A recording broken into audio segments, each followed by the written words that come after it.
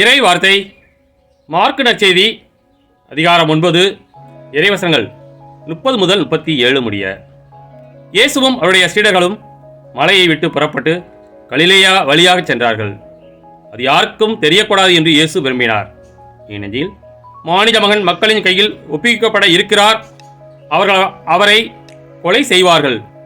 கொல்லப்பட்ட 3 நாட்களுக்கு பின் அவர் உயிர் தெழுவார் என்று அவரது சீடருக்கு கற்பித்துக் கொண்டிருந்தார்.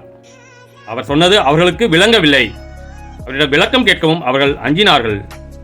அவர்கள் கபர்நாகுமுக்கு வந்தார்கள். அவர்கள் வீட்டில் இருந்த பொழுது இயேசு, வழியில் நீங்கள் எதை பற்றி வாதாடி கொண்டிருந்தீர்கள் என்று அவர்களிடம் கேட்டார். அவர்கள் பேசாது இருந்தார்கள்.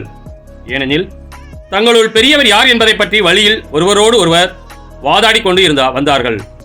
அப்பொழுது அவர் அமர்ந்து பன்னீர் வரையும் கூப்பிட்டு அவரிடம், ஒருவர் முதல்வராக இருக்க விரும்பினால் அவர் அனைவரிலும் கடைசியானவராகவும் அனைவருக்கும் தொண்டராகவும் இருக்கட்டும் என்றார்.